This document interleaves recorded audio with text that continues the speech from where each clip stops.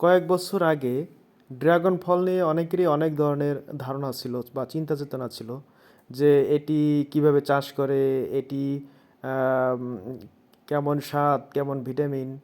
কিন্তু বর্তমানে মানুষ এই ড্রাগনের চাষ কিন্তু অতটা কঠিনভাবে মনে করে না। যেমন এই যে এখানে আপনারা দেখতে পাইতেছেন যে ছাদে চাষ করা হয়েছে, অর্থাৎ এই ড্রাগন ফলের চাষ করতে গেলে বেশি মাটি বা বেশি জায়গার প্রয়োজন হয় না। তো বিশেষ করে যে ব্যবস্থাপনাটা দরকার সেটা হচ্ছে যে জৈব সার এবং নিয়মিত পানির ব্যবহার। আর এমন ছাদ নির্বাচন করতে হবে যেখানে সারা দিন রোদ না পড়ে, অর্থাৎ আম, কিছুটা সময় যেন ছায়া থাকে এবং কিছুটা সময় যেন রোদ থাকে, তাহলে আপনার ছাদ কৃষির কিন্তু সবচেয়ে ভালো হয়। এবং দেখা যাচ্ছে যে এই ছাদ কৃষির জন্য একটা ক্যারেট এবং এক টুকরা রড এবং উপরে একটা মোটরসাইকেলের যে টায়ার, সেই টায়ার লাগানো হয়েছে। এবং এইখানে আরেকটা পরিচর্যা আছে, সেটা হচ্ছে যে অনেকে দেখা যাচ্ছে যে ড্রাগনের চাষ করে কিন্তু শখের বশে লাগায়, কিন্তু অনেক সেই ড্রাগনের যে ডালপালা এগুলো অনেক রাখে, কিন্তু আসলে এটা সুন্দর মতো কাটিং করতে হয়। ছাদে আপনার বিশেষ করে বালতিতে কিন্তু মরিচ গাছ অনেক সুন্দর হয়। এবং আহ, একটা ছাদে যদি কয়েকটা বালতি থাকে, 4-5টা বা 5-6টা বালতি থাকে, সেক্ষেত্রে একটা পরিবারের জন্য কিন্তু এই সারা বছর মরিচ সেখান থেকে খেতে পারে। তো সবচেয়ে যে বড় বিষয়টা হচ্ছে এখানে যে কাজটা করেছে এটা প্লাস্টিকের যে ব্যাগ, সেই ব্যাগে কিন্তু রোপণ করা হয়েছে। এবং প্লাস্টিকের ব্যাগে যদি আপনি রোপণ করেন সেক্ষেত্রে ছাদের যে দেয়াল রয়েছে, দেয়ালের এক পাশে লাগাতে হবে। এবং এখানে আরেকটা বড় বিষয় দেখতে পেতেছেন যে পানি দেওয়ার একটা অন্যরকম ব্যবস্থা, যে পরিত্যক্ত যে বোতল, সেই বোতলগুলো ছিদ্র করে একটা ব্যাগের মধ্যে কিন্তু ঢুকাই দেওয়া হয়েছে।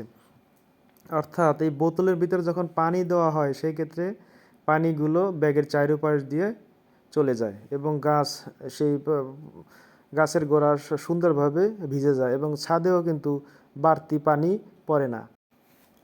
বস্তায় করে পালং শাক লাগানো হয়েছিল।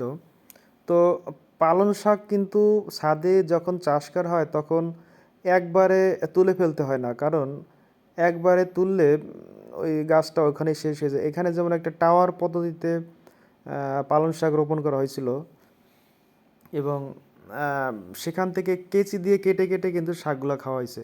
এবং এখানে দেখতে পেতেছেন যে আপনারা একটা টমেটো গাছ, সুন্দর টমেটো হয়েছে। এবং টমেটো গাছের আরেকটা নিয়ম হচ্ছে যে বাড়তি যে ডালগুলা বা পাতাগুলো সেগুলো কেটে দিতে হয় যাতে নিচের দিকে ঝুলে না পড়ে এবং পোকামাকড়ের আক্রমণ না করে এবং গাছের ফলের শক্তি পায়। তো এই টমেটো গাছটা অনেক সুন্দর হয়েছে এবং টমেটো গাছের পাশে একটা আলু গাছ রোপণ করা হয়েছে একটা প্লাস্টিকের ব্যাগে। অর্থাৎ এটা পরীক্ষা করা হচ্ছে যে প্লাস্টিকের ব্যাগে ছাদে যদি আলু গাছ লাগানো হয়, দেখেন যে এখানে কিন্তু অলরেডি ওই যে ছোট ছোট কিন্তু আলু হয়েছে, যদিও পানি দেওয়ার ফলে আলুগুলো ফাঁকা হয়ে গেছে।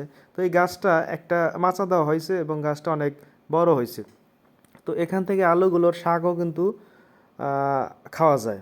তো এটাও কিন্তু একটা অ্যাডাপটিভ এগ্রিকালচার বা একটা নূতন একটা, এটা হচ্ছে একটা লেটুস পাতার গাছ।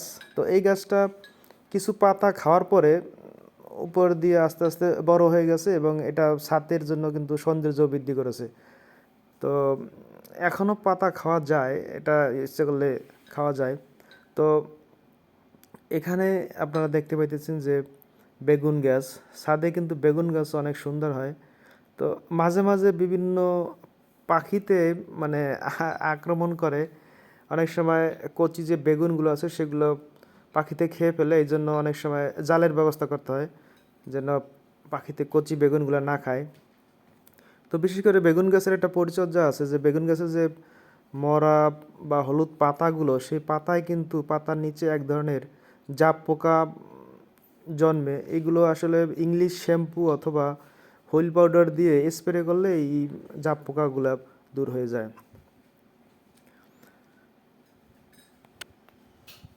তো এই বেগুন গাছেও পানি দেওয়ার সিস্টেম আপনারা দেখতে পাইতেছেন যে প্লাস্টিকের একটা পরিত্যক্ত 7 আপের বোতল সেটা ছিদ্র করে বসাই দেওয়া হয়েছে এবং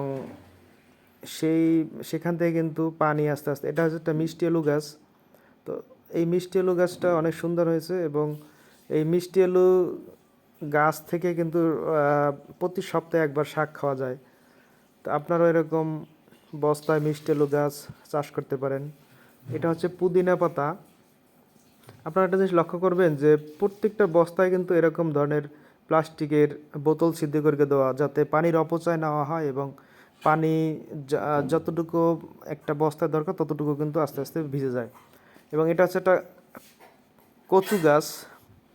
তো এই কচু গাছটা লাগানোর উদ্দেশ্য মূল হয়েছে এটার শাক খাওয়ার জন্য। তো এবং মাঝে মাঝে কচুর যে লতা সেটাও খাওয়া যায়।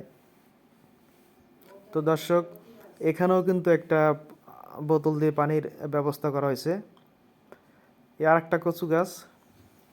তো একটা জিনিস খেয়াল রাখতে হবে যে প্লাস্টিকের বস্তায় যদি আপনারা ছাদে চাষ করেন সেক্ষেত্রে দেয়ালের আড়ালে রাখলে ভালো হয়, যেন অতিরিক্ত রোদে যেন গরম না হয়ে যায় বস্তাটা। এবং পানি সবসময় যতটুকু দরকার এর বেশি দেওয়া ঠিক না। অনেক সময় অনেক গাছে অনেক ভিজিয়ে দেয়, এতে কিন্তু ছাদের ক্ষতি হয়। তো পানি কম দিতে হবে। আপনারা এই গাছটা দেখতে পেয়েছেন, এটা হচ্ছে একটা 12 মাসি মালটা গাছ। প্রচুর পরিমাণে ফুল আসছে এবং আশা করা যায় যে এই গাছটা থেকে এবছর অনেক মালটা পাওয়া যাবে। তো গাছে যখন ফুল হয় এবং এই সময় ইংলিশ শ্যাম্পু দিয়ে স্প্রে করলে বিভিন্ন পোকামাকড় চলে যায় এবং এই ফুলগুলো বা পাতাগুলো মাঝে মাঝে শুধু পানি দিয়ে স্প্রে করতে হয়, যাতে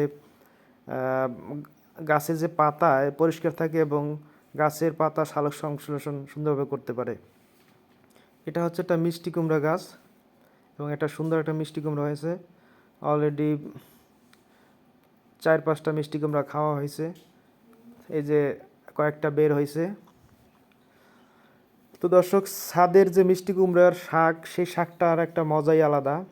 তো দর্শক, এটা হচ্ছে থানকুনি পাতা। সবচেয়ে বড় একটা আকর্ষণীয় জিনিস এই যে আপনারা দেখতে পাইতেছেন, আমারও হাসি পাইতেছে যে কমোটের মধ্যে কিভাবে ধনে পাতা চাষ করা হয়েছে। আসলে এটা যখন আমি ভিডিও করতে যাই তখনও আমার হাসি পাইছে। দর্শক, আসলে কোনো পাত্রই ফেলানো না, সেটা যদি সঠিকভাবে পরিষ্কার পরিচ্ছন্ন করে যদি সেটা কাজে লাগানো যায়। তো দর্শক, ভালো থাকবেন, সুস্থ থাকবেন। আজ এ পর্যন্ত, সকলকে ধন্যবাদ।